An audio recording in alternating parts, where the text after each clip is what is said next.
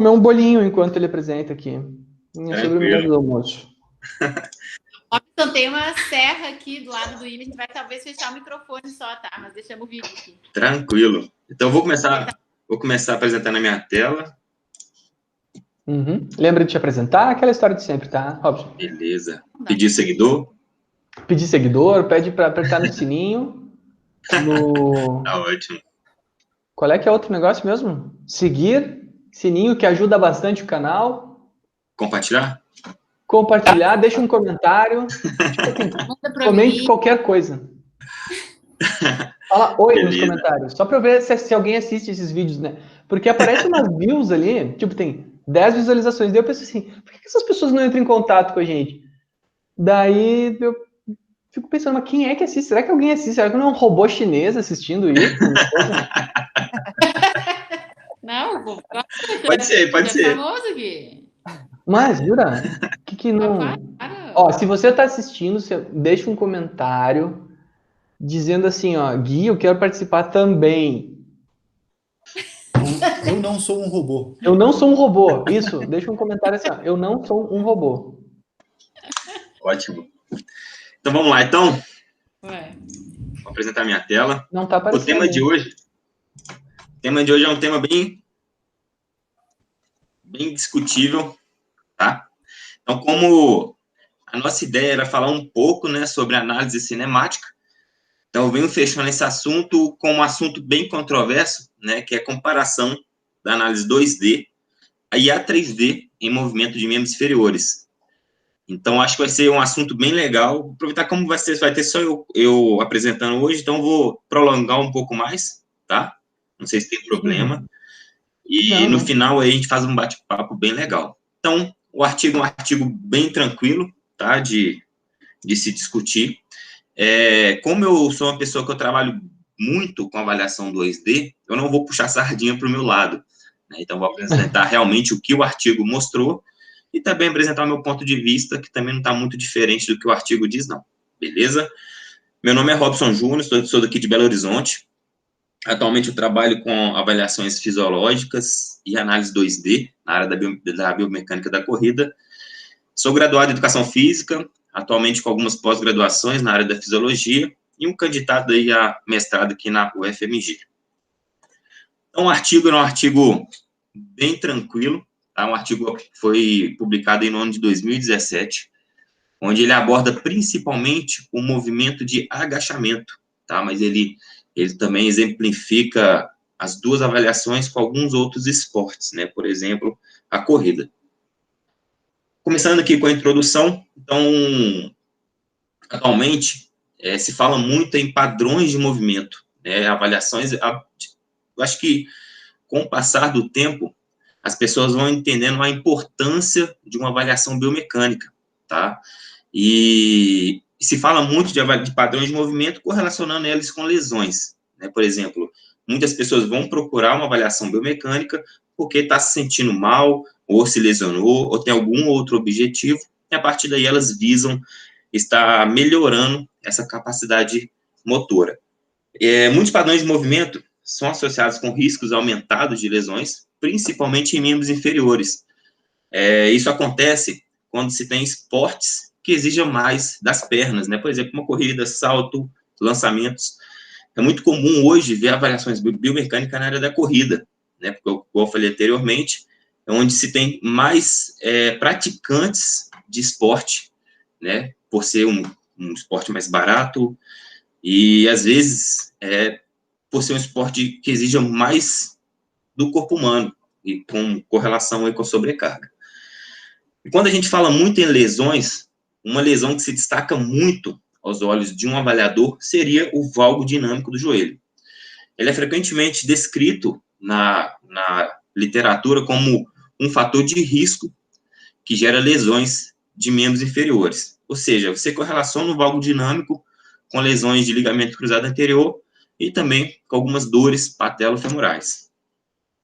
É muito comum, então, um pouco sobre o assunto anterior, é muito comum aos olhos humanos a gente identificar alguma possível diferença, vamos supor, um valgo dinâmico que a gente consegue ver a olho nu, e como não é um movimento comum do nosso dia a dia, né, a gente correlacionar aquele movimento com a lesão que o atleta tem.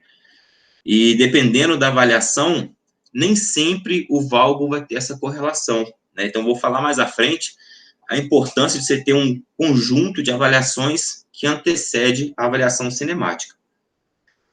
Além disso, déficits na estabilidade dinâmica do tronco e assimetrias de membros inferiores têm sido apontado como um mecanismo que inicia essa posição defeituosa, contribuindo também para lesões. Então, aqui a gente já consegue ver que não só o valgo dinâmico, mas outros fatores também na região ali de membros superiores, como tronco, né, na corrida, por exemplo, e possíveis assimetrias de diferença de tamanho das pernas também, são fatores que possam causar alguma lesão. Deixa eu só colocar o apontador aqui. Algumas literaturas identificam a experiência que o avaliador precisa ter uma experiência muito mais apurada, certo? Uma percepção muito boa e uma acuidade visual muito mais treinada quando se fala de avaliação biomecânica. Ou seja, um avaliador talvez inexperiente pode acontecer de, às vezes, piorar a lesão, né, piorar o quadro dessa pessoa que procurou para fazer a análise cinemática. E a capacidade de identificar facilmente fatores de risco cinemáticos que possam gerar lesões em membros inferiores. Ou seja, além do avaliador ter experiência, ter uma percepção muito boa e uma acuidade visual muito boa, ele tem que ter a capacidade de identificar facilmente fatores de risco cinemático. Aí eu volto naquele exemplo anterior, que quando a gente identifica, às vezes, um movimento que ao olho humano seja anormal, por exemplo, um valgo dinâmico, não é muito comum, mas muitas pessoas já têm isso desde que começou a andar na vida, né? É um fator de nascença. Talvez alterando aquele padrão não seja o ideal, porque você pode causar outras lesões que o atleta não tinha. E o sistema de captura do movimento 3D, ele é muito baseado em laboratório, né? E ele é considerado hoje como padrão ouro de avaliação biomecânica, certo? Mais à frente eu vou abordar, né, possíveis prós e contras que o artigo citou também. Esses sistemas são muito confiáveis e durante as tarefas funcionais ele pode determinar a precisão da cinemática multiplanar e dimensional, incluindo forças rotacionais nas juntas, nas articulações. Quando a gente fala incluindo forças rotacionais, esse é o diferencial da análise 2D, né, porque a análise 2D não pega movimento de rotação em 5 planos, pega movimento em 2 planos.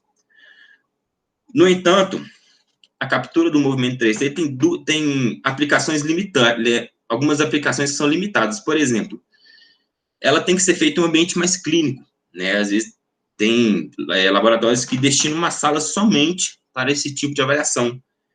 Hoje a gente tem 2 tipos de avaliação. Tem a avaliação que seria por sensores inerciais, que é onde se coloca alguns sensores, trabalham normalmente com 8 sensores do corpo, e esses sensores transparecem um avatar, né, que seria ali representando a corrida do atleta. E também tem as avaliações 3D que a gente vê muito em faculdade, que são com câmeras, né, espalhadas pela sala, e o atleta, ou o paciente, com esferas retroreflexivas no corpo, que a partir daí faz uma captação do movimento humano e coloca também no avatar.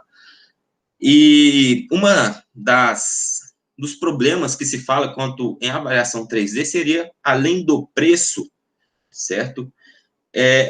Hoje, um profissional que trabalha com análise 3D tem que ter uma total capacidade de interpretar o resultado que se gera após uma avaliação. Pois são gráficos, então você tem que identificar as curvas, enfim. Então, você tem que pegar o lado e saber interpretar. Então, nada... o que é ruim hoje, seria um exemplo que todos dão, né?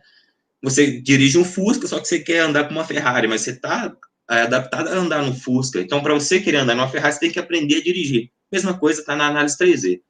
Então, não é só o valor, não é só adaptação por questão do equipamento, exige muito mais uma preparação da equipe que vai trabalhar com esse tipo de equipamento.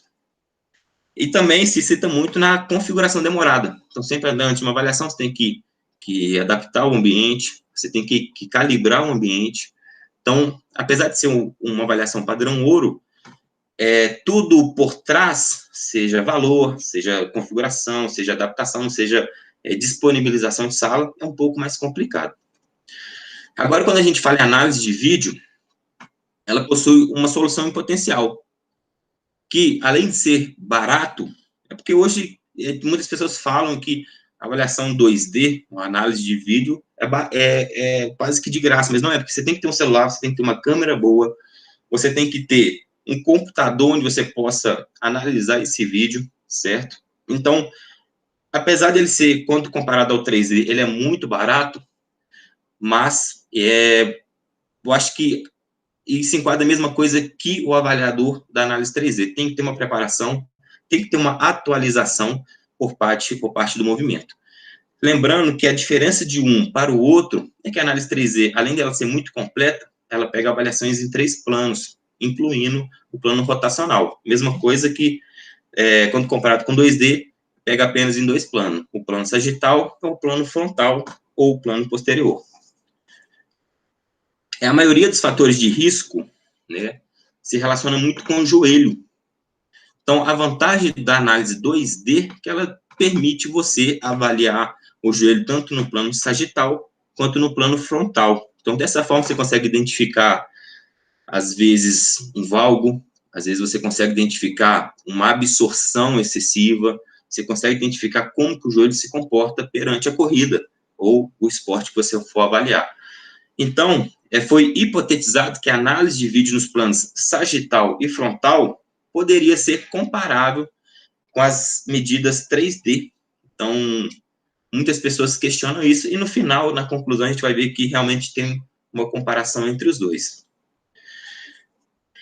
Aqui, nesse artigo, participaram 26 adultos saudáveis, tá? Todos esses adultos, eles tinham potencial recreativo, eles eram corredores recreacionais, e com a faixa etária ali de 22 anos, para mais ou menos 2,99 para cima, 2,99 para baixo. Então, a gente vê que é uma faixa etária praticamente igual, né, tanto na altura e na idade, e no peso também. E quando os atletas eles se questionavam por questões de lesões, por questões de fratura ou algo do tipo, eles eram excluídos automaticamente, ok? Então, como a ideia era fazer um acompanhamento e avaliar o movimento desses atletas, tudo que impedia isso de acontecer, eles eram automaticamente excluídos, tá? Essa imagem aqui, ela não estava no artigo, tá? Eu trouxe ela por fora para mostrar para vocês que existem essas 3 formas de avaliação: avaliação observacional, avaliação bidimensional e avaliação tridimensional, cada uma com as suas características. Quando a gente fala de avaliação observacional, certo? A gente fala muito do nosso olhômetro. Lembrando hoje que o olho ele é capaz de analisar em 16 Hz, certo? No momento. Ou seja, se eu foco no tronco, automaticamente eu perco todo o foco das pernas e vice-versa. Então, eu não consigo avaliar o corpo como um todo. Então, eu tenho que avaliar primeiro o movimento das pernas e depois avaliar o movimento do tronco, certo? A diferença do observacional para as outras 2 avaliações, que ela não é uma avaliação quantitativa, ela é apenas uma avaliação qualitativa. Eu coloco a pessoa para correr e identifico se ela está aterrissando com o retropé, se eu identifico se ela está tendo um valgismo, certo? Mas eu não consigo quantificar esses valores. E quando a gente fala nisso, a gente não consegue fazer, por exemplo, ver que está com um problema, uma dor no tornozelo, certo? E tentar localizar, às vezes, uma possível assimetria. Na análise observacional, isso não é possível, certo? E isso acaba sendo muito exaustivo, porque você tem que olhar a pessoa. Quando a pessoa não tem experiência, ela demora um certo tempo para ela poder observar alguma coisa, certo? E quando eu citei lá atrás, né, do valgo dinâmico, que não é um movimento comum na análise observacional, isso pode ser um problema. Porque se uma pessoa se queixa, por exemplo, de uma dor no quadril, ou uma dor no tornozelo, quando o avaliador observar de imediato aquele valgo dinâmico, talvez ele poderá correlacionar essas dores com o valgo, mas muitas das vezes a dor não tem nada a ver com o valgo, ou uma possível, não sei, assimetria da perna, força muscular, parte neuromotora, enfim, certo? Então, esse é um problema da análise observacional. Mas hoje, muitos pesquisadores utilizam esse meio de avaliação. Então, assim, quando a pessoa já está adaptada, quando a pessoa já tem uma experiência, ótimo. Mas se você não tem experiência, se você não tem uma adaptação, é muito mais fácil você fazer um investimento baixo e partir para a dimensional 2D do que ficar na análise observacional. Agora, quando a gente fala da análise 2D, aí já tem aquela situação de escolha de uma boa câmera, porque câmeras abaixo de, talvez, 30 Hz não é ideal se você fazer uma avaliação. Então, a partir de 60, 120 frames, você consegue ter uma avaliação muito legal, certo? Então, você tem que escolher uma boa câmera, você tem que ter um software legal para você fazer um bom tracking, você ver como está ocorrendo o movimento naquele plano, certo? Você tem que ter um controle ambiental muito legal, às vezes de temperatura, você tem que fazer uma boa calibração para o seu teste ter um resultado bom, certo? Mas tem que lembrar que na hora da gravação, um atleta tem que estar bem centralizado. Por exemplo, se eu colocar um atleta mais para a parte lateral da minha câmera, a tendência é que distorça. O atleta sofre uma distorção, porque normalmente nas laterais da câmera, como ela tem um formato mais oval, ela tem uma distorção, tanto na parte de cima, de baixo e na parte das laterais. Então, realmente tem que, além de escolher uma boa câmera, fazer uma boa filmagem, tá? Quando a gente fala de análise 3D, também tem seus prós e seus contras, né? Porque não adianta eu ter uma câmera, um sistema 3D muito bom, o mais caro do mundo, sendo que eu não sei colocar os meus marcadores. Então, eu vou ter valores totalmente diferentes. Então, a análise 3D é muito bom, mas você tem que ter uma preparação muito bom. Igual eu falei anteriormente, calibração, um ambiente controlado, você tem que saber colocar os marcadores, você pegar valores absolutos, certo? E você tem que pegar o relatório e saber interpretar ele também, tá? Nada impede você fazer uma adaptação, fazer um estudos, a forma de você saber interpretar um laudo de uma análise tridimensional, que é mais questões de curvas, questões de interpretação. Aqui, já durante o teste, tá? O artigo, ele utilizou 10 sensores eletromagnéticos. Igual eu falei anteriormente, na análise 3D tem essas duas possibilidades, trabalhar com sensores e trabalhar com as câmeras, certo? Esse artigo, ele citou os sensores, aqui ele não falou qual foi a marca do sensor, tá? Mas ele utilizou os sensores e depois colocou o resultado no software Motion Monitor, que possivelmente deve ser da marca do sensor. Esse sensor foi localizado na parte do calcânio, colocou um em cada calcânio, certo? Um na face dorsal de cada pé, um no terço médio de cada haste da lateral, e um no meio terço de cada lateral da coxa, e um sobre o sacro e um sobre a T1. Já quando a gente fala de análise 2D, foram utilizados 15 sensores anatômicos. Mais à frente vai ter uma imagem, todos esses sensores foram colocados juntos, tá? Então, não foi colocado um sensor, depois retirou, colocou outro sensor, não. Foram colocados os sensores juntos, e a partir daí foi feita a avaliação. Então, foram utilizados 15 sensores anatômicos, onde foram colocados na incissura do externo clavicular, um em cada articulação acromioclavicular, um em cada espinha ilíaca anteroposterior, um em cada linha articular medial do joelho, e um em cada linha articular lateral do joelho, um em cada maléolo medial, e um em cada maléolo lateral, e um em cada base do quinto metatarso, tá? Então, aqui ele utilizou a câmera da Canon, certo? Onde essa câmera possui 60 quadros por minuto, tá? Então, aqui já permite uma boa avaliação, e cada câmera foi colocada a uma altura de 1,2 metros do chão, e uma distância de 2,4 metros do participante. Então, essa imagem aqui mostra praticamente como foram colocados. Então, aqui enquadrado são os sensores inerciais para análise 3D, e em preto aqui são as esferas retroreflexivas, cada um mostrando um ângulo da articulação. Resultado: as variáveis dependentes foram todas significativamente correlacionadas entre as duas medidas no plano sagital. Por exemplo, no tronco, se teve um valor de moderado.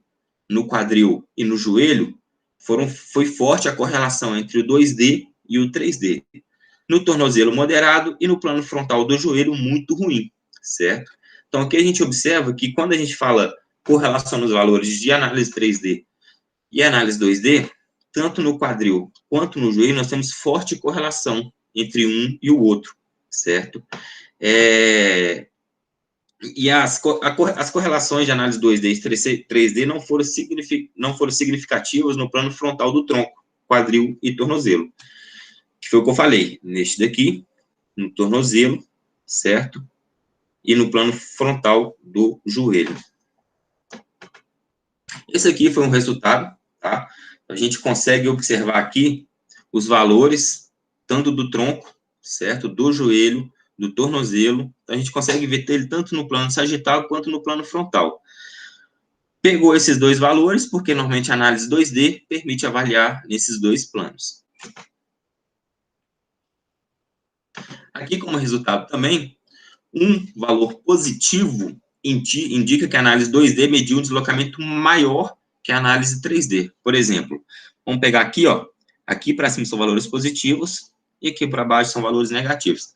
Então, todos valores positivos informam que a análise 2D foi maior quando correlacionado com a análise 3D. E quando a gente fala em valor negativo, aí já seria o contrário, que a análise 3D possuiu um deslocamento muito maior quanto comparado com a análise 2D. Então, a gente vê que tem uma correlaçãozinha, olha só, nesse aqui, ó, que é no plano do tronco, a parte frontal, teve uma correlação muito boa. Aqui no joelho frontal, teve uma correlação muito boa, tá? Mesma coisa aqui no tronco sagital, teve uma correlação também. Agora, para a discussão, a utilização de coeficiente de correlação de Pearson e gráficos de Brent-Altman, ao comparar duas técnicas de medição, permitiu que a avaliação mais robusta, criar uma avaliação mais robusta e consistente entre as duas medidas, certo? Onde fornece associação linear e uma concordância entre as duas. Agora, as relações mais fortes entre os dois sistemas de medição no plano sagital foram observadas no quadril e no joelho, igual eu falei aqui em cima, aqui, ó. Foi aqui no quadril, certo? E no joelho.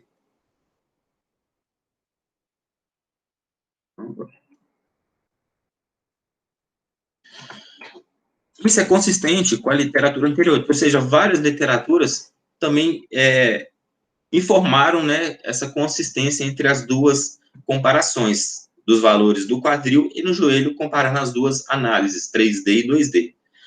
E Norris e colaboradores avaliou a relação entre as técnicas de medição 2D semelhante à goniometria no plano sagital, durante o levantamento mecânico, certo? E esses valores que o Norris publicou, bateu diretamente com os resultados dessa pesquisa. Durante a tarefa bilateral, pesquisadores foram capazes de observar uma confiabilidade quase perfeita tanto no quadril. Então, você vê aqui, ó, um valor de 95%, certo? E no joelho, também um valor de 95%, com um erro padrão de medição de 0,75 graus a 1,4 graus, respectivamente. Ou seja, naquela aula que o Gui deu para a gente sobre trabalhar o Kinovea, esses valores eram tidos quando era intraavaliadores, por exemplo, o Gui fez uma avaliação, eu fiz a mesma avaliação, e normalmente os graus não batiam, mas tinha um erro padrão. Então, você vê que o erro é praticamente o mesmo, né, quando a gente compara uma avaliação intra-avaliadores, ou seja, duas pessoas avaliando. Embora relações significativas entre as técnicas 2D e 3D tenham sido observadas em todas as 4 articulações do plano sagital, A única correlação significativa observada no plano frontal foi a do joelho, que foi considerada como ruim. Agora a gente vai abordar um pouco sobre limitação, certo? Então a gente aborda também uma limitação mais do 2D, que hoje é o que a gente mais tem de profissionais trabalhando com análise 2D, tendo em vista o valor que eu via, o investimento que se tem de uma análise 3D é um pouco fora da linha normal da nossa população. Então, hoje, muitos profissionais trabalham com análise 2D, mas ela tem as suas limitações também. E uma delas, a ser considerada, seria a incapacidade do sistema de avaliar planos de rotação, certo? Então, eu não consigo identificar a rotação do tronco. Mesma coisa, não consigo identificar a rotação do quadril, certo? E muitas rotações estão relacionadas diretamente com o valgo dinâmico, certo? Então, por exemplo, contração do tronco, do quadril, da tíbia, pode estar relacionada diretamente com isso. Então, eu não consigo identificar, talvez, uma anormalidade que possa estar acontecendo com aquela pessoa. E eu dar um tipo de laudo que, às vezes, não tem nada a ver, certo? Então, essa é uma limitação da análise 2D. A análise 3D permite ter uma avaliação muito mais completa, certo? Apesar do valor, apesar das limitações que ela tem, a análise do 3D, ela continua realmente sendo o padrão ouro. E também permite fazer avaliações muito mais completas, não só do membro inferior, como do membro superior. Autores anteriores indicaram que os movimentos no plano frontal durante a análise de vídeo 2D pode não ser uma representação verdadeira da cinemática 3D, pois a rotação não pode ser medida. Ou seja, quando eu identifico um movimento no plano frontal, certo? Possivelmente uma rotação. Por exemplo, agora que eu citei, seria o valgo do joelho, certo? Como ele gera uma rotação, e eu identifico isso na minha análise 2D, muitas das vezes não pode ser uma representação verdadeira da cinemática 3D, porque na análise 2D a gente não consegue avaliar a rotação, certo? Então, às vezes pode sofrer uma comparação, mas na verdade essa comparação não pode ser levada em conta. Uma outra limitação deste estudo é que os valores máximos para cálculos 2D só podem ser medidos a partir do pico da flexão, seja ele do joelho, seja ele do tornozelo. Então, quando a gente faz análise 2D, a gente mede normalmente o pico da queda pélvica, o pico de extensão do quadril, por exemplo, mas muitas outras lesões podem ter relações durante o movimento, certo? Ou seja, ao avaliar um pico, nem sempre vai ser um fator que possa gerar uma lesão, e sim como esse pico aconteceu, certo? Por exemplo, vamos supor que uma pessoa vai fazer um ângulo de ataque para fazer a aterrissagem ao chão durante uma corrida, e eu só avalio o ângulo, mas no decorrer de todo esse processo de movimento, pode ter surgido rotações, certo? Pode ter surgido valgismo do joelho, uma dorsiflexão muito exacerbada. Então, esses fatores, a análise 2D não permite eu avaliar, a não ser que eu faça um quadro, uma avaliação a cada quadro. Aí eu consigo ter essa avaliação, mas em uma avaliação contínua, a análise 2D não vai permitir eu fazer essa avaliação.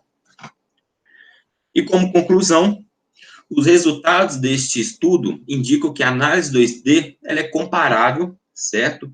Quando a gente fala em plano sagital, durante esse SLS, seria o agachamento bipodal. Então, quando a gente compara a análise 2D com a 3D no plano sagital durante o agachamento, eles podem ser comparáveis, que foi o que o artigo disse.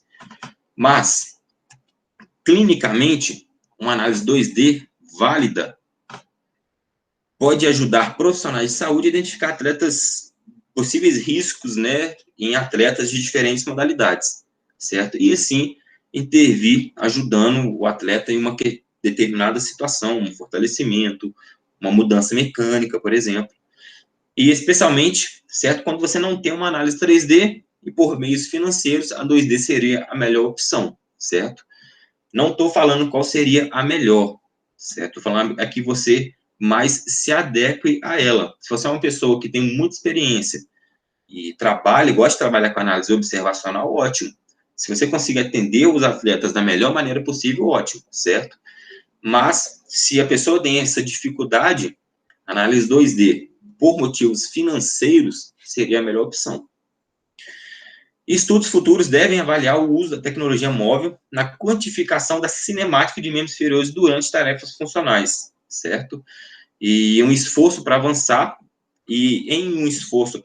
para um método de avaliação ainda mais expedito e eficiente.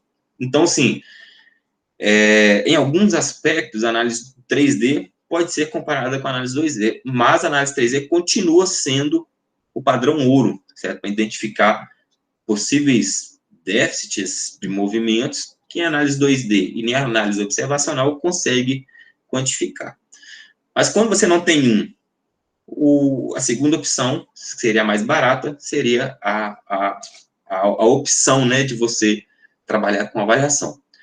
E antes da gente finalizar, eu coloquei aqui esse vídeo, que é um vídeo, acho que todos aqui já devem conhecer, é de uma maratonista, certo? Onde ela apresenta um déficit que é muito visível a olho nu, certo? Que seria o valgismo. E de tudo que eu falei aqui atrás, aí fica a pergunta, né? Você avalia essa pessoa, identifica esse valgismo, você alteraria ou você não alteraria? Vou colocar o vídeo aqui, aí vocês falam, se eu conseguir. Aqui fala. Oi? Vamos ver aqui. Meu Deus. Capa. É mais à esquerda? Direita. Não, direita, né? Os É dois, mais direito. mas a direita está Da zoada. direita. Tu tem o link do YouTube dessa. Tem, eu baixei do YouTube. Foi. Tu tem o link aí pra gente poder ver aqui. Eu não tinha esse vídeo, eu já vi ele várias vezes. Um monte de gente usa esse vídeo, mas eu não. Ela ganhou ou não? Eu acho Tá que ali, ganhou, ó. ganhou. Se ela ganhou, a resposta é não. Ganhou. Outra coisa que eu quero mostrar é isso aqui, ó. Não sei se vocês vão conseguir ver. Espera. O Rio Whip? Na verdade, tem muita alteração, né? Mas ela tem um padrão de retropé. Ela tem um padrão de retropé além do valgismo, né? Eu queria mostrar porque hoje muitas pessoas julgam tanto o retropé quanto o valgismo. Mas dependendo da situação, alterar não seria uma opção, certo? Eu mostrei porque na análise observacional, quando você vê essa diferença a olho nu, você logo já vai querer alterar. Muitas pessoas alteram porque tem um problema. Mas, na verdade, esse problema não está acarretando uma lesão para ela. Se alterasse, talvez, esse valgismo, tentasse corrigir, poderia gerar muitas outras lesões e talvez ela nem estaria correndo. O que eu vejo, assim, vendo essa foto, assim, esse padrão é que na minha cabeça vem que ela tem um risco de ter mais lesões do que outros, sendo dor patelofemoral, síndrome da banda iliotibial. Para mim, eu vejo que ela tem um risco, mas se ela não desenvolveu isso, não sei quanto tempo ela corre, pô, ela ganhou uma maratona, né? Entendeu? Cara, talvez esse é o normal dela, é a fisiologia, é o padrão dela normal, entendeu? Justamente. Que foge da nossa normalidade, do padrão que a gente está acostumado, talvez. Né? Justamente. Eu coloquei esse vídeo justamente por causa disso, porque muitas pessoas tendem a identificar uma situação que fica muito visível ali nu, mas nem sempre alterar seria uma opção, né? Tem, igual eu falei anteriormente, tem uma carga muito ampla de avaliação que você pode fazer antes de uma cinemática, identificar outros fatores, por exemplo, composição corporal, às vezes fadiga muscular, estresse neuromotor. A distância entre os dois joelhos dela correndo, cara, eles quase se batem ali, cara. É negativo, mas ela tem um crossover. E aqui eu fecho. A Filomena. Ô, Robson, tu volta naqueles gráficos lá um pouquinho? Claro. Vocês conhecem esses gráficos. Agora vocês sabem interpretar eles, né, Lucas? Aquele da semana passada. Esse gráfico? Sim, tu explicou. Uhum. Não, é que a gente ficou com uma dúvida, na verdade, na delimitação do estudo. Porque ele avaliou cada variável, assim, ele fez uma média do quadril, das variáveis do quadril e comparou com o 3D. Como é que foi? Eu não ficou muito Ele, claro. ele fez a avaliação, né? Igual, por exemplo, lembra quando a gente fez com o Knove, aquela vez com o Sim. Gui? Ele pegou aquele valor, né, no ponto exato e identificou ele diretamente com análise 3D. Então, a partir daí, ele teve dois valores. E tinha algumas situações que valores batiam e outras não. Tá. Mas Não foi uma análise cinemática, então, assim, de cada... tipo, o ângulo da... Não foi contínua, foi pontual. Isso. Foi. Aí, justamente. Sim. Foi pontual. Explica esse gráfico aí, Lucas. Dá um zoom aí, Robson, nos gráficos de Blendout. Não, tá louco, Gui? Quer me matar? Dá um zoom ali. Não, pode usar. Ah, tá. Pode ser assim também. Depois Não, eu... deixa todos. E daí tu usa a lupinha. Porque daí a gente Melhor? consegue ver todos. Eu vou te mostrar como é que usa a lupa assim. Vai no modo de apresentação ali. Eu não Aí vou saber embaixo tem uma explicar. lupa. Mas os pontos, quer ver, os outros gráficos lá, eles deveriam estar mais próximos, né? Da linha ali, da linha média, né? Os pontos estando próximos significa uma boa correlação, é isso? Quase isso. Vamos lá. Sempre que a gente vai apresentar um gráfico, a gente explica os eixos primeiro, né?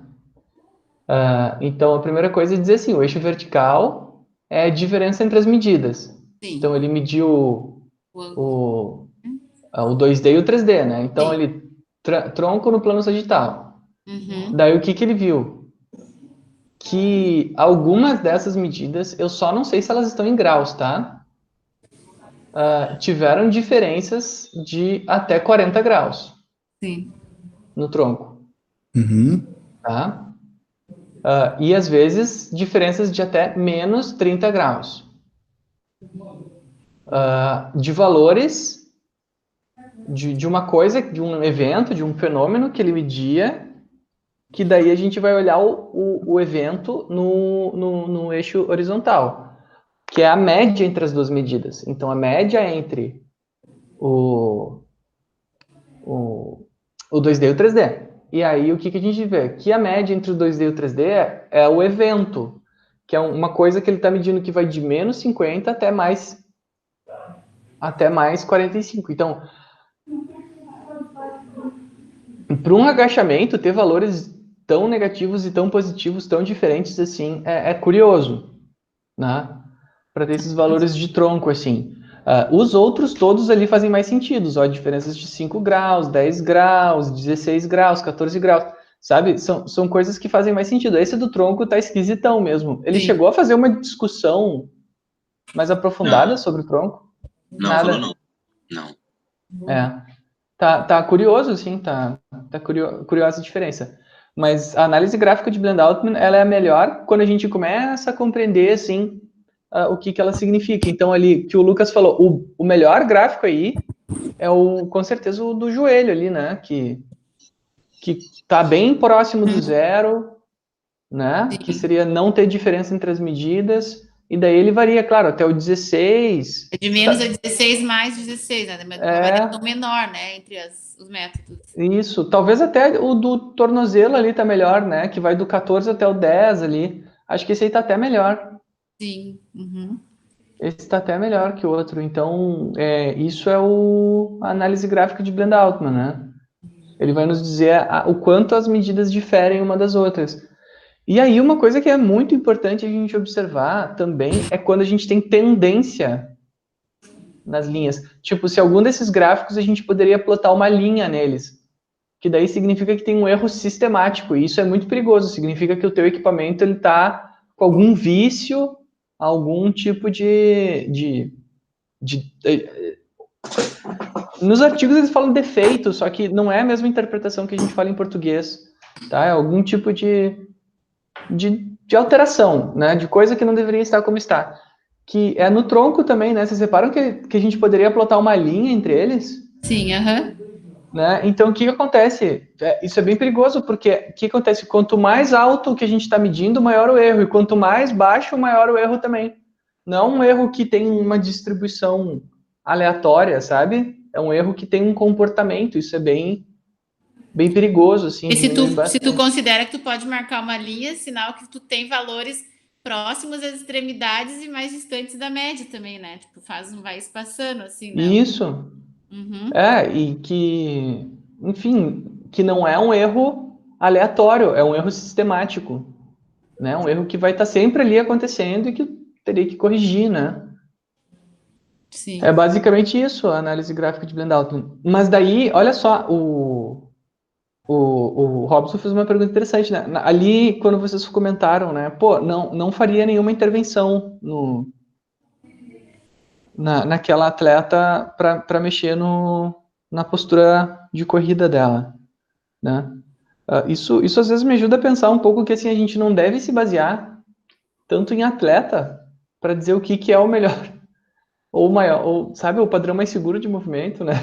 Porque, meu Deus, sabe aquela coisa que todo mundo faz, assim, vai olhar o campeão, sei lá do que, correndo, sabe? Daí ele corre todo esquisitão, assim, não, esse é o melhor jeito agora de correr, sabe? Tem que ter cuidado com essa coisa, né? Que se faz tanto. Né? Padrão, tem que ter cuidado com padrões, na verdade. A ideia que eu tenho é essa. Mas pelo tem que ter menos cuidado. esse artigo, Gui, ele avaliou, na verdade, comparou o 2D e o 3D num movimento de agachamento, foi isso? Isso, de agachamento. Tá, entendi. De agachamento. Legal. E ele pelo menos falou, né? Ele explicou certinho a forma de captação do 2D, né? A distância, enfim, foi mais. Posicionamento das câmeras, o da Laís semana passada não descreveu isso. Não falava nada disso, pelo menos foi mais descritivo. Eu tenho uma sensação assim que esses artigos que ficam a maioria compara 2D com 3D, 2D com 3D, e o 3D é uma coisa que é inviável para a maioria das pessoas. Parece que me falta uma coisa tipo assim de vamos separar então, sabe, um divisor de águas. Então tá, então para 2D ficou, né, depois de milhões de artigos comparativos, que o plano sagital, por exemplo, é um plano confiável assim de avaliação para 2D, sabe? E aí desenvolver, então, focar num 2D, assim, no sentido de estabelecer avaliações de padrões, né, cinemáticos para esse teste, assim, e, sabe, fazer estudos mais voltados para desenvolver o 2D do que compara com 3D, compara com 3D, sabe? E depois ninguém usa o 3D, me dá uma sensação, assim, de angústia, sabe? Sim. Falta uma diretriz. Sim, porque faz tipo um monte, coloca um N maior, todo mundo em 2D, tenta alguma intervenção, enfim, vê se melhora, né? Tem estudos que fazem isso também, sabe? E daí fazem as correlações com lesão, fazem intervenções para ver se o padrão de movimento muda. Tem bastante estudo. Ali na pasta tem alguma coisa ainda sobre isso. Uma coisa que é interessante da gente pensar é que, assim, quando a gente busca, por exemplo, correlação entre a lesão e o padrão de movimento, normalmente o R quadrado, por isso que estatística é tão legal da gente entender, sabe? Ela é muito importante da gente compreender. Por exemplo, vai ali onde tu mostra os teus resultados de R quadrado, Robson. Aqui? Aí. Ele bota o R, né? Ele bota o coeficiente de correlação de Pearson. Isso. Mas a gente tem o R quadrado também, que diminui um pouco isso, tá? Fica menor. Porque daí o R quadrado, ele vai dar... O coeficiente de correlação de Pearson vai dizer o quanto uma medida tem relação com a outra. E o R quadrado, ele vai dizer o quanto um fenômeno é explicado pelo outro, sabe? E daí, por exemplo, assim, se a gente pegar aqui,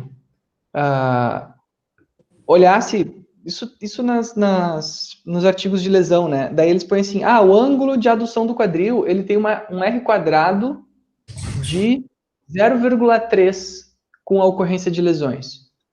O que significa isso? Que as lesões são 30% explicadas pela adução. Tá? Então, tem correlação significativa, mas o fenômeno ele só é 30% explicado por causa da adução do quadril. Ou valgo, né? Enfim. O que isso significa? Que tem outros 70% que estão influenciando o fenômeno, que é a lesão, que a gente não sabe o que é. Tá.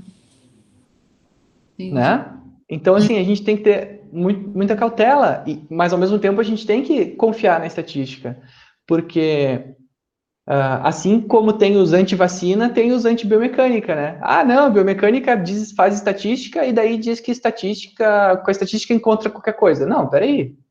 A estatística está explicando justamente isso, que existe significativamente a chance de eu acertar 30% das vezes que um determinado fenômeno vai ocorrer a partir da observação desta medida. Só que outros 70% das vezes eu não vou acertar. Né? E isso é bem comum, assim, são R quadrados bem baixos, mas são significativos. Ou seja, que tem outras coisas que explicam aquele fenômeno. Que daí significa o quê? Que a pessoa pode nunca ter lesão. Né? Porque os outros 70 estão influenciando mais do que esses 30 aqui. Vocês estão entendendo o que eu quero dizer? Sim. Uhum, sim. Aplicabilidade do R ao quadrado, sim.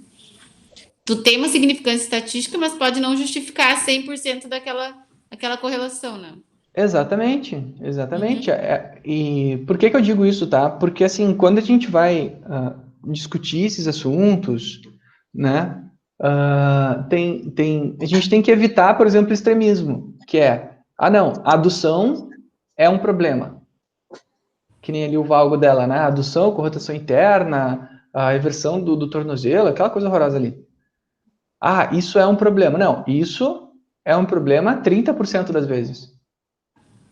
Tem outros 70% das vezes que isso não é um problema. Sim. Aí que tá. Né?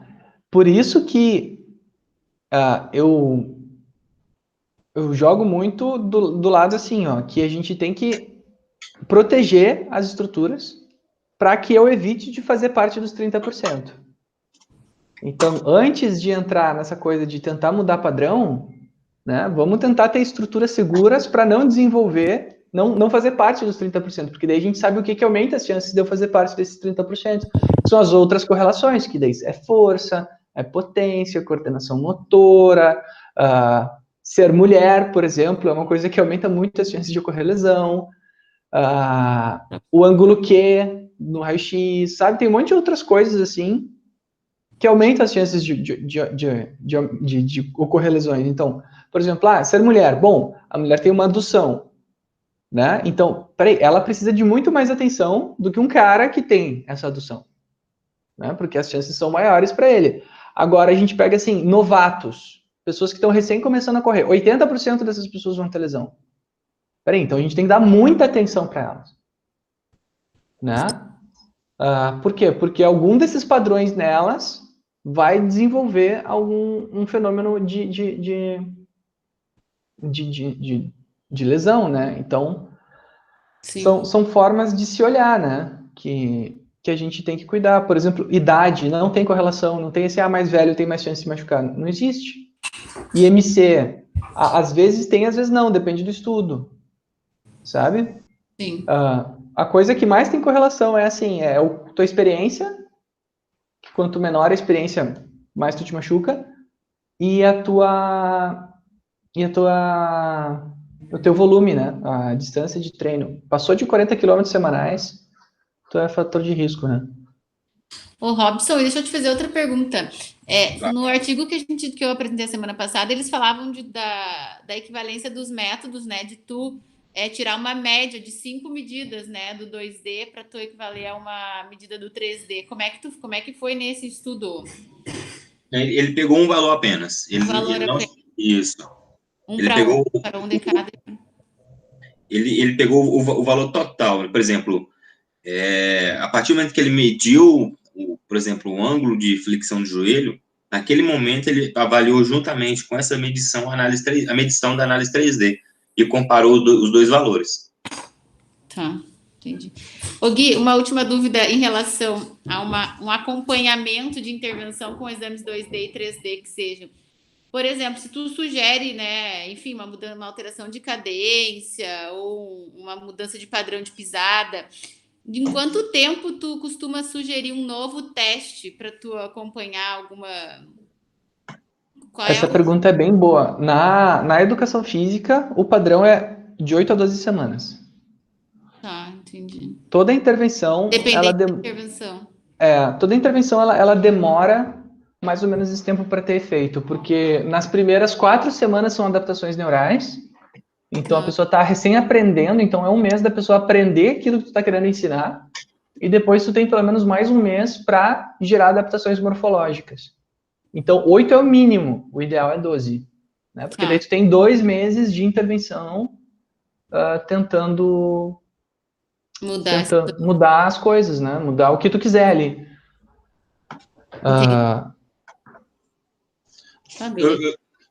Eu lembro que alguns artigos citaram até 6 meses também.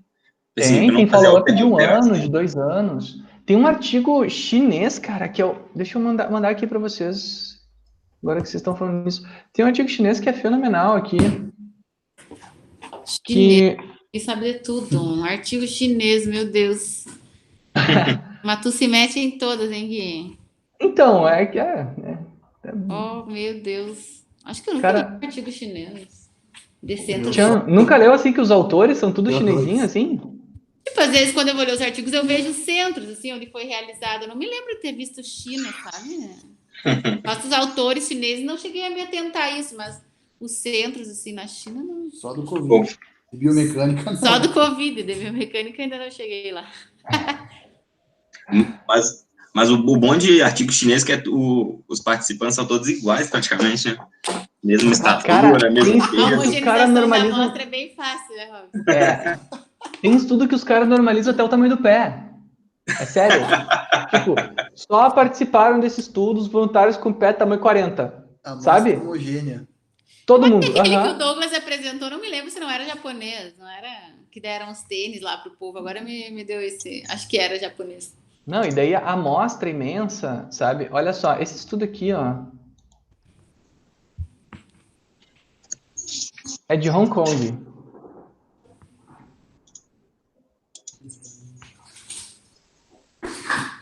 Ó, Gait Retraining para redução da ocorrência de lesões em distance runners novatos, né? E 1 ano de follow-up. Não. 320 pessoas.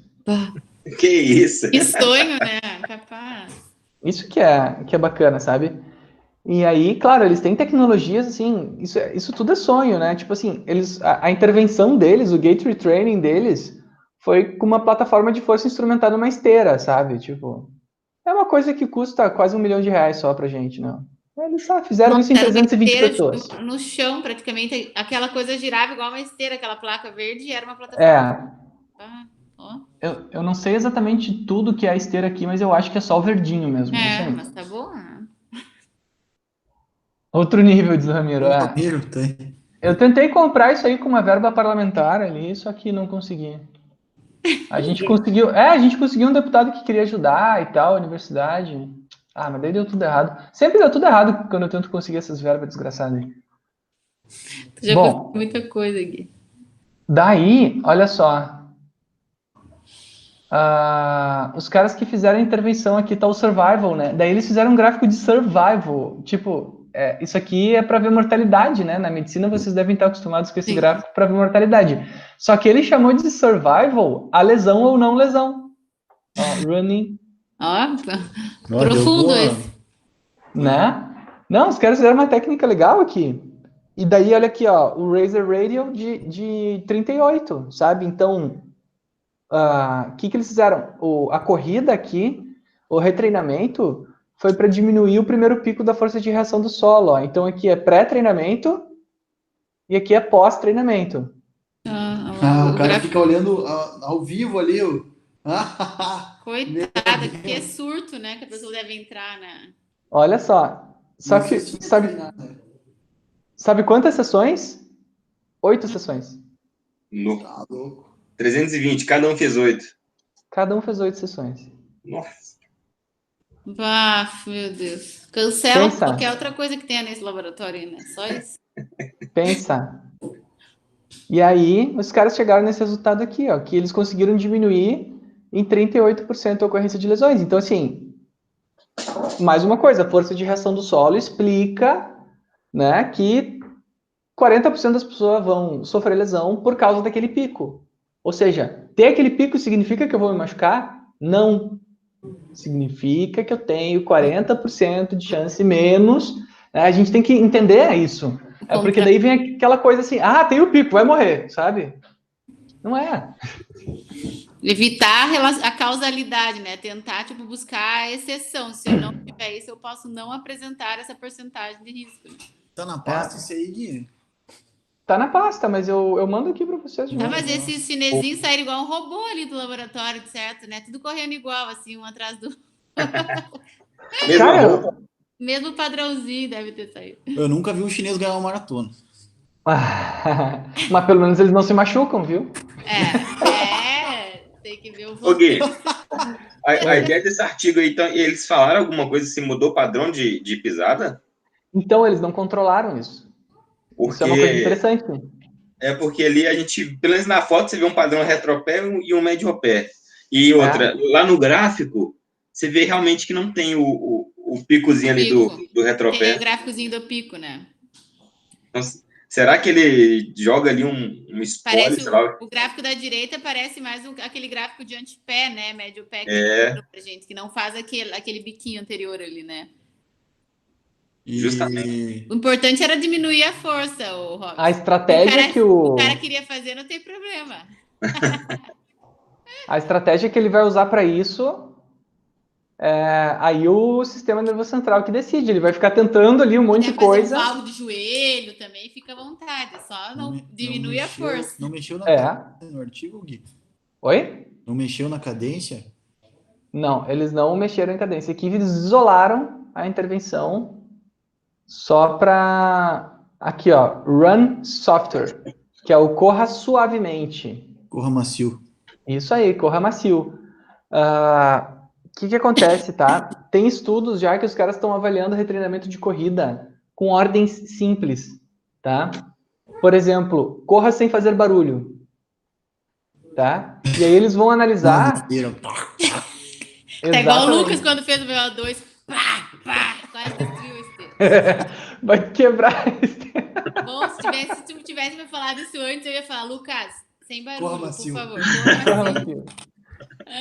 O Ramiro... eu ia dar tchau pro Ramiro agora, já saiu.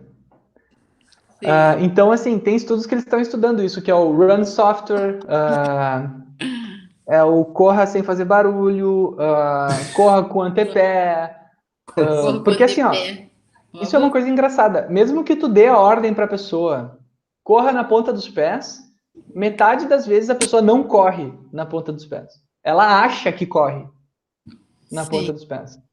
Tá? Existe um erro muito grande entre o padrão que eu acho que eu corro e o padrão que eu corro. Tipo, um monte de gente acha que corre em antepé. Daí tu filma, ela corre em retropé. Sabe? Sim, a percepção que tu tem não é a que tu realmente faz. Não é, exatamente. É muito louco isso. Tipo, tem estudo que avalia isso também. Eu acho que eu corro antepé. Beleza, vai lá filmar, corre retropé igual todo mundo. Mas como é culpa do tênis também, né? Tu às vezes correr... quando tu tira o calçado, tu vai pro antepé na hora, assim, automático. Vai fazer uma trilha, assim, às vezes tu vai descalço. Tu já começa, né, ir pra ponta do pé bem tranquilão. É porque o nosso calcânio ele não foi feito para amortecer impactos, né? Sim. A gente desenvolveu essa tecnologia que a gente permite que o calcânio tolere um pouquinho mais. Mas na natureza, pensa tu correndo assim, ó. O Homo sapiens ele desenvolveu para correr na savana, né? Pensa tu correndo de pé no chão na savana e tu pisa numa pedrinha com o calcanhar. Vai dar aqui. Vai baixo. Né? Meu Deus do céu, vai abrir um buraco. Ali, né? Tu fica ali. Exatamente, não, vai infeccionar, vai dar muito problema, né? Então, o que acontece? O antepé, ele permite que a gente tenha mais aceitação à carga, né? Porque tu vai pisar na pedrinha com o antepé, tu crava ela no teu pé, agora com o retropé. Se tu pisa com o antepé, tu tem uma certa margem para estar, né? Dá pra tirar o peso. Tu tira o peso, tu tem como lidar um pouco com aquilo, né? Sim. Então, é curioso ver isso, sim. Dessa forma. Eu não sei se vocês chegaram a ouvir o podcast que eu deixei lá no grupo umas 2 semanas atrás, mas exatamente o que o Lieberman fala, né? Ele diz assim, não, a gente tem que entender o que é cultural, o que é tecnológico e usar essas coisas a nosso favor também, né? Sim. Daí ele conta uma história que ele estava correndo de pé no chão em volta de um lago, e aí uma mulher parou assim e olhou ele assim, tu tá correndo de pés descalços, sabe? Tipo assim, meu Deus. É. E daí ele olhou pra mulher e disse assim, no reflexo, né? Tipo assim, ah, meu Deus. Ele olhou assim, teu cachorro também! E continuou correndo. Teu cachorro Isso é também. normal. Tipo. E aí? Então tá, gente, eu vou. Foi bem bom Muito o bom. encerramento do Robson. É bem pra gente fica mais. A gente que não tá habituado a fazer, né? Fica. Quanto mais prático, assim, tu apresenta, assim, Robson, de uma membro, forma foi mais promovido a sintetizada. membro honorário. Membro honorário. Depois eu mando o vídeo. Eu Hã? mando o vídeo para vocês lá no grupo. Isso. O vídeo dela correndo. Esse E vídeo aí, é Laís? clássico. Faz a Todo mundo- pergunta. Oi? Agora tu tem que nos dizer uma frase, Robson, que tu vai deixar de aprendizado para quem não estava nessa aula, por exemplo, e vai ali naquela planilha para ver a mensagem que ficou A da mensagem comparação do 2D para o 3D. Mensagem de pensamento. Isso. Momento Bem filosófico. sincero, lá do coração. Só uma frase simples. Não sei. Eu pensei assim. Se eu fosse falar para ti, ó, Robson, eu vou abrir um laboratório aqui. O que tu me diz de um 2D, um 3D, né? Qual a viabilidade de eu abrir um 2D, o problema, enfim, vai pensando assim, que foi basicamente isso, tua apresentação, bem prática. Deixa eu ver. Não, eu pensaria o seguinte, que independente do investimento,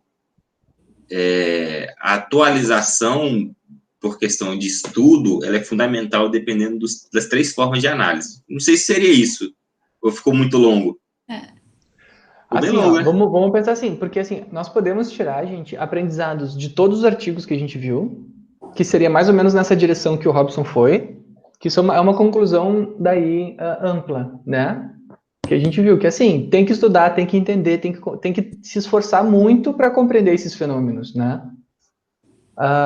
Só que a gente também tem os ensinos pontuais que o artigo nos traz. O artigo ele sempre nos traz assim uma mensagem e é sempre uma mensagem curta. O conhecimento ele é muito, muito, muito segmentado, né?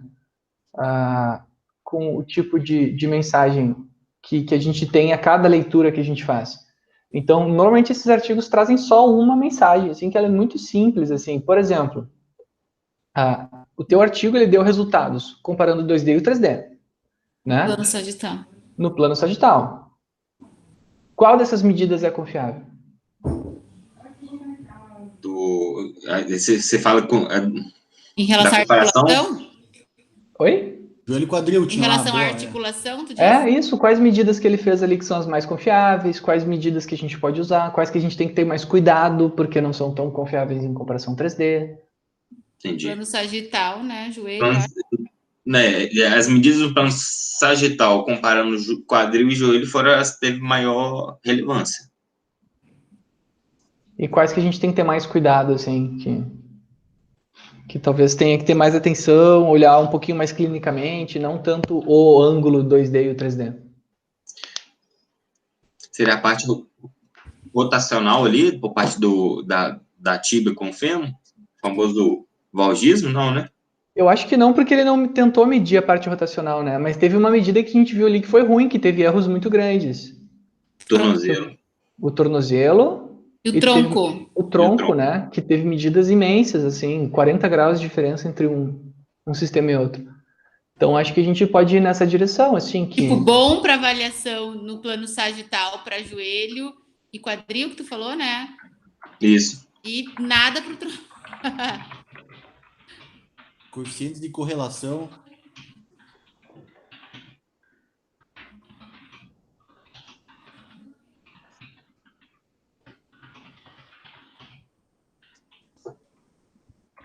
E o tornozelo ficou no meio termo, assim, então na análise 2D, né? Foi. Ó, na análise 2D, os ângulos de joelho e quadril no plano sagital são mais confiáveis que Quando comparado? Ou quando comparado com os ângulos, eu botar de tronco aqui, né? Que o de tronco ali tava... E vocês lembram que é difícil medir tronco no vídeo, né? É muito ruim, porque se a pessoa tem um pouquinho de volume já de musculatura na escápula aqui, já some o marcador, tu vai meio no... Ô Gui, eu acho que depois dessas aulas de 2D e 3D, acho que assim, em relação a tu usar o método 2D, acho que tem 2 pontos que são bem importantes, assim. Primeiro, como a gente discutiu a semana passada e fechamos agora, tu entender para qual articulação ele é aplicável, né? Então, tipo, tá, o 3D é o padrão ouro, mas para o 2D, o que que eu posso reproduzir bem aqui, né? O que que já está estabelecido? E aí, não, para uma articulação de tronco, então vai para um 3D, procura um outro centro, tal, tu não se responsabilizar por aquilo se o método não é esclarecido. E por último, essa questão de tu usar um método que tu é mais familiarizado, né? Talvez o 3D é padrão ouro, mas se derem um 3D, talvez para o Robson ou para uma outra pessoa que tem experiência com 2D, ele deixa de ser o padrão ouro, talvez. Então, acho que é a articulação em si, o que tem estabelecido para essa articulação e o teu padrão de experiência, né? Usar o método que tu sente mais seguro para fazer, né? Acho que fica bem claro, assim, se tu comparar, né, esses dois. Isso aí. É porque é complicado, porque as pessoas falam muito mesmo, né? Padrão ouro 3D, isso e aquilo. Mas, poxa, tem a Irene, ela faz análise observacional e, cara, eu acho que o padrão ouro, apesar de ter os equipamentos e tal, mas é aquilo que você se adaptou. Eu gosto muito do 2D, talvez no 3D eu não me adaptaria, mas, por exemplo, a Irene fazendo uma análise observacional também não se adaptaria nos outros 2 quesitos. Sim, Se tu consegue, né? Se tu tem uma certa experiência, tu consegue intervir, tu consegue acompanhar, tu consegue dar um resultado para o teu cliente, né? Para o teu paciente. Se tu consegue ser prático, vai ser o teu método. Verdade. É verdade. Então tá, muito obrigada. Muito bem. Qual que vai ser o próximo tema? Então, a gente tinha falado de salto, né? Mas daí não sei se a gente não pode ir para uma outra coluna lá do... Acho que aqui para a direita, se tu tá na tabela aí, que eu tô sem o computador aqui do IME ligado. Né? A gente seria aqui dentro de exames, a gente poderia começar a avaliação de saltos. Ou então a gente ir para uma, como a gente tinha conversado a semana passada, ou para uma lesão, ou para um, né, determinante, enfim. O que vocês acham por mim?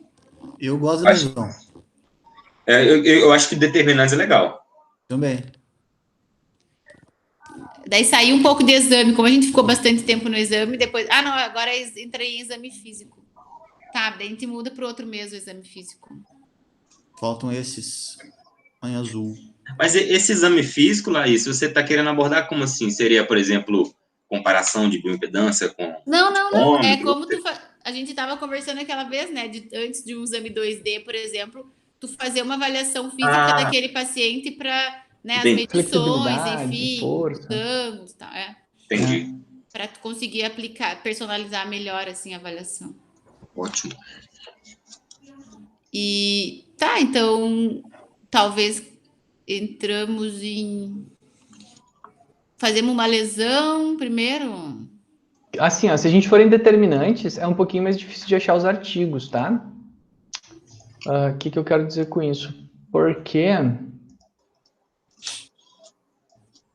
eu não sei se, por exemplo, eu estou com eles organizados por determinantes. Deixa eu ver se a gente está aqui.